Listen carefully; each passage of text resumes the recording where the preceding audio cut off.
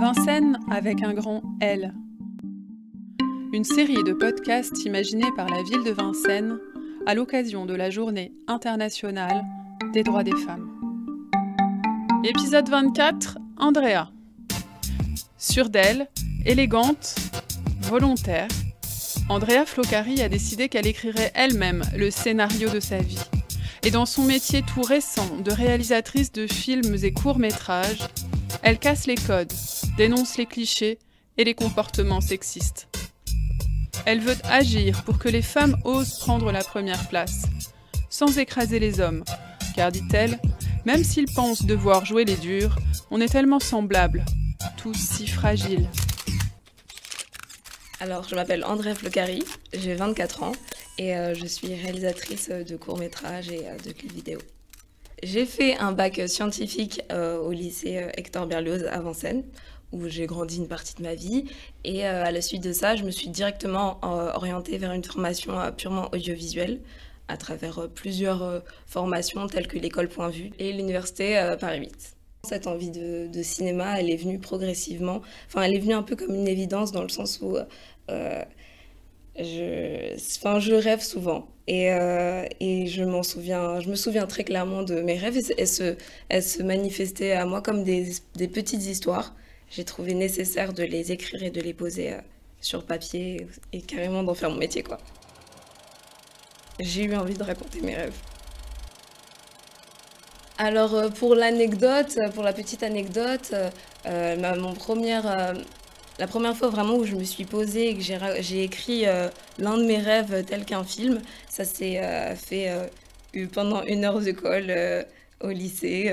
Je m'ennuyais et j'ai vraiment pris ce temps en fait de poser toutes ces idées, toutes ces petites ces images, de manière en fait à construire quelque chose de concret, précis, et aussi un peu pour m'initier à ce métier que je regardais un peu de loin et que je commençais à apprécier et auquel je m'intéressais, quoi.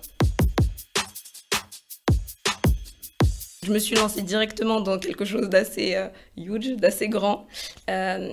Mais c'était pour faire très rapide et très court. C'était l'histoire de 4 amis qui partaient en vacances. Et en fait, pendant ces vacances, l'une des jeunes femmes décédait. Et malheureusement, à son plus grand malheur, l'une de ses amies commençait à avoir des flashbacks de ce qui s'est réellement passé alors qu'elle n'était pas sur les lieux au moment où ça s'est déroulé. Je me suis un peu inspirée de David Lynch et ce personnage principal était vraiment emprunt à des sensations de souvenirs, de flashbacks qui ne correspondaient pas en fait à sa réalité et à la réalité des choses, à son voyage qu'elle avait connu initialement. Et du coup, il y a un rapport au rêve, au souvenir et à tout ça qui est vraiment marqué dans cette petite histoire. Et à la suite de ça, j'ai voulu juste écrire des choses un peu plus concrètes et précises. Mais c'est un peu le point de départ. Et encore aujourd'hui, ça m'inspire beaucoup et ça me guide un peu dans mon travail. Pour moi, tout le monde rêve. C'est juste... il faut juste y faire plus ou moins attention. Et le matin, quand on se réveille, on n'a pas le temps de se lever, de se poser, de commencer à réfléchir à qu'est-ce qui s'est passé. Non, on vit notre vie et on s'en détache. Et je pense que plus on y fait attention et plus ils vont avoir du sens ou ils vont se présenter à nous de manière plus concrète, quoi, et précise. J'ai monté ma boîte de production avec ma sœur il y a 1 an. Mais avant ça, on avait commencé à réaliser et produire des films, des petits courts-métrages sur des histoires de la vie de tous les jours avec un peu de fantasme et de fiction. À l'heure actuelle, on développe 2 projets qui sont directement en rapport avec la thématique du jour et du mois. Ça nous raconte... On s'intéresse vraiment au regard et à la place de la femme dans notre société.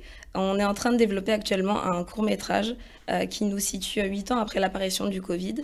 Et on retrouve en fait un groupe de jeunes femmes qui ont passé la trentaine et qui se réunissent pour organiser une soirée du Nouvel An.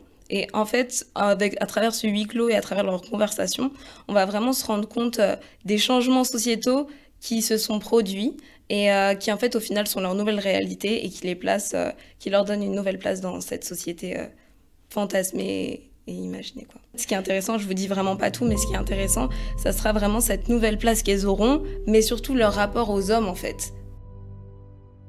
En parallèle, on développe une nouvelle histoire qui est portée par une jeune femme qui est actrice et qui est vraiment auteure de cette histoire qu'on a découvert à travers un appel à projet tout simple qu'on a lancé au début de cette année 2021.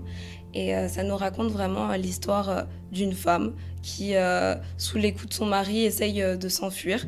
Mais vraiment la mise en scène qui est portée autour de cette histoire au final qui correspond malheureusement au quotidien de tellement de femmes. Et au final, on en parle et on en parle de plus en plus, mais malheureusement, c'est devenu une banalité. Du coup, à travers la mise en scène qui est particulière, des danses, des chorégraphies qui en fait vont nous expliquer la violence de cette femme au quotidien, quoi. Mais c'est avec un côté un peu plus poétique, mais tout aussi cru, quoi. Clairement, les droits des femmes, c'est quelque chose qui me tient à cœur dans le sens où déjà j'en suis une. Et au-delà de ça, je trouve que ça devrait même pas être une question en fait.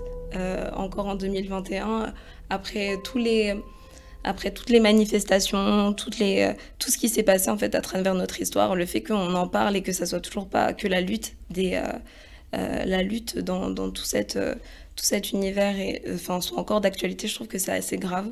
Et encore une fois, en tant que femme, en tant que jeune femme, je trouve que, je sais pas quoi ajouter. Je trouve juste que ça c'est aberrant en fait qu'il y ait encore des inégalités et un manque de parité dans presque tous les domaines, quoi. Pour tout vous dire, j'ai regardé quelques sondages qui m'ont un peu choquée en fait. Une amie m'a envoyé qui m'a vraiment choquée parce qu'au final, je suis entourée de beaucoup de personnes sur les réseaux sociaux qui sont assez activistes et qui luttent en fait de manière plus concrète au final que moi sur tout ce qui est violence, tout ce qui concerne la lutte dans la lutte dans l'égalité des hommes et des femmes, que ça soit au niveau sociétal, au niveau professionnel, au niveau des violences et tout.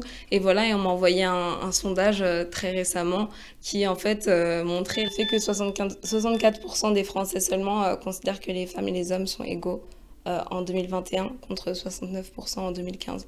Du coup, je trouve, il y avait plein de... C'est une étude YouGov, qui un sondage qu'ils ont réalisé et qui malheureusement en fait montrer que au fil des années, en fait, en pensant que la liberté la parole en fait se libère et tout à tous les niveaux, que du coup les mentalités en fait régressent. Je trouve que c'est un peu affolant et un peu affligeant. J'ai malheureusement déjà subi du harcèlement de rue. Mais encore une fois, c'est rien en comparaison de jeunes femmes qui se font agresser un peu partout. Quand je veux dire que c'est rien, c'est plus... c'est du quotidien, mais malheureusement, ça va être des trucs assez simples. Ça peut passer du regard, de l'interpellation, de la remarque, qui au final peuvent être aussi assimilés à des flatteries. Sauf que la limite entre la flatterie et l'harcèlement dépend de la personne qui le vit. Je trouve que ça dépend totalement des limites de la liberté d'expression, encore une fois. Je veux dire, pour certains, pour les personnes qui vont au final flatter quelqu'un, ça va être comme une flatterie ou un compliment. Alors que pour les personnes qui le reçoivent, ça peut être perçu tout simplement comme de l'harcèlement, dans le sens où c'est pas quelque chose qu'elles ont demandé et c'est pas forcément par rapport... c'est pas parce qu'elles sont habillées d'une certaine manière qu'elles dégagent une certaine confiance en elles que ça soit une porte vers tout ça, quoi.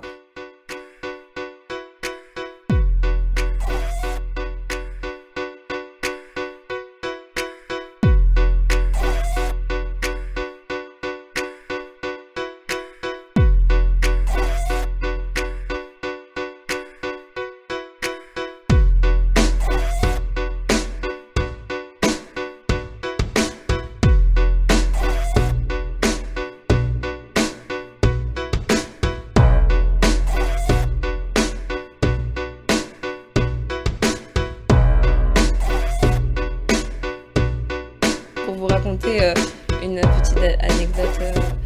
Une connaissance en fait malheureusement qui s'est fait agresser en pleine rue vers 21h. C'était peu après le premier confinement. Et malheureusement, en fait, juste après, elle a porté plainte. Elle était face du coup à un flic qui lui a posé certaines questions vis-à-vis de sa tenue. Est-ce qu'elle était habillée d'une certaine manière qui portait en fait à confusion? Est-ce qu'il était vraiment 21h? En fait, sa parole, elle a été totalement discréditée et remise en cause. Juste, je sais pas si c'est parce que c'était une fille ou quoi, mais en gros, comme si ça pouvait créer des justificatifs à ce qui s'était passé en fait.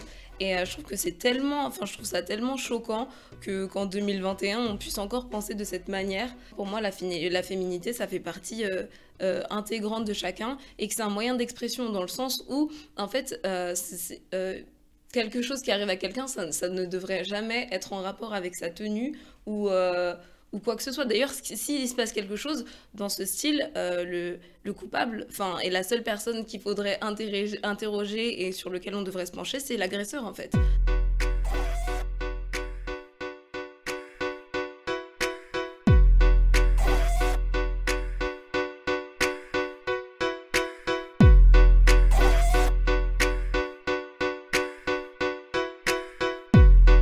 J'ai beaucoup d'amis filles, mais je traîne en fait depuis presque toujours avec des garçons. Et du coup, je les connais dans leur plus grande intimité, quoi. Et du coup, il n'y a pas... mon rapport aux garçons, en fait, déjà, dans un rapport totalement amical, c'est vraiment ce truc sans barrière, sans limite. Et en fait, au final, on a beau... moi, c'est pas qu'ils me font de la peine, mais je suis un peu triste parfois dans le sens où je trouve que toute la société leur impose tellement de choses, tellement elle leur en met plein les épaules, quoi, alors qu'ils sont pas trop encore bien musclés. Non, mais en fait, ce que je veux dire, c'est que ils se mettent en fait énormément de pression et du coup, parfois, ils adoptent des comportements qui pensent en fait stylés ou séduisants, des comportements. Ouais, des fois ils peuvent se comporter comme des vrais connards, mais au final ils sont pas forcément comme ça, c'est juste pour renvoyer une image. En fait, moi je vois vraiment les hommes comme des humains, au même titre que les femmes, emprunts aux mêmes doutes, emprunts aux mêmes faiblesses. C'est juste que en société et au niveau du comportement, ils le montrent pas forcément. Certains le montrent et malheureusement ils sont jugés, alors qu'au final ils sont tous pareils, quoi. C'est vraiment ce truc où, les hommes, en fait, avant qu'ils se présentent, je trouve, aux femmes ou aux autres hommes, généralement, il y a vraiment ce truc de vouloir montrer qu'ils ont réussi. Alors qu'au final, ils ont à peine la vingtaine. Pour montrer qu'ils ont réussi, c'est déjà les réseaux sociaux, mais aussi, il y a vraiment cette culture aussi, malheureusement, sur les réseaux sociaux, de l'argent, quoi. Montrer qu'on est avec des belles sapes, dans des beaux endroits, qu'on fréquente les bons lieux avec les bonnes personnes. Et en fait, je trouve qu'il y en a énormément qui misent énormément là-dessus, alors qu'ils ont tellement à revendre d'eux-mêmes, de leur vraie personnalité et de ce qui renferme au plus profond d'eux-mêmes, quoi. Leur plus grande richesse, au final, c'est ce qu'ils ont à l'intérieur et pas ce qui est l'image qu'ils renvoient ou qu'ils essayent de renvoyer, quoi. J'essaye en fait de les rassurer et de leur dire que en fait il faut pas qu'ils oublient que face à eux c'est pas forcément la femme qui voit que ce soit dans la télé-réalité, malheureusement on peut dire les pornos. C'est pas qu'au final les femmes elles ne sont pas du tout toutes vénales et en fait il faut pas se dire que c'est d'une importance clé pour les séduire, quoi. Au final, moi je pense que le rapport homme-femme, il est altéré par toutes ces petites choses, alors qu'au final on est tellement tous pareils. Et encore une fois, je trouve que c'est choquant qu'on doive revendiquer nos droits en tant que femmes, alors qu'au final on doit avoir les mêmes que ceux des hommes, puisqu'on est tellement... on est trop pareils, quoi.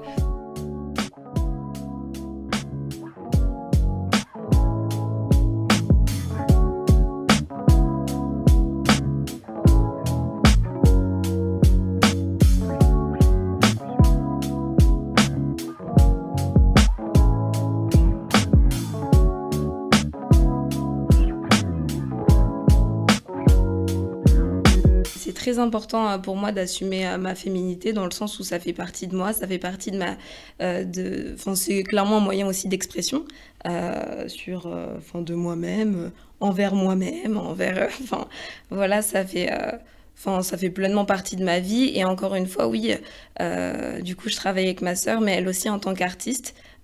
Du coup, elle joue énormément aussi sur sa féminité parce que on prend ça comme un pouvoir. En fait, on se permet complètement de jouer avec notre féminité, peu importe le regard, peu importe l'image que ça peut dégager. En fait, à partir du moment où on se sent bien dans nos baskets et que voilà, on en joue.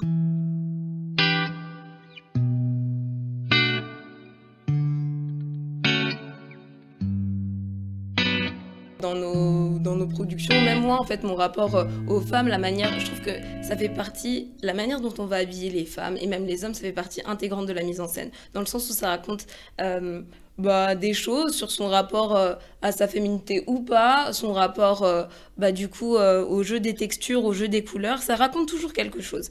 On l'utilise en fait pour provoquer, dénoncer en fait et essayer de comment on peut dire ça, de faire réfléchir en fait le spectateur sur sa vision d'un personnage vis-à-vis de comment la personne se présente et sa réalité, son histoire et tout ça quoi.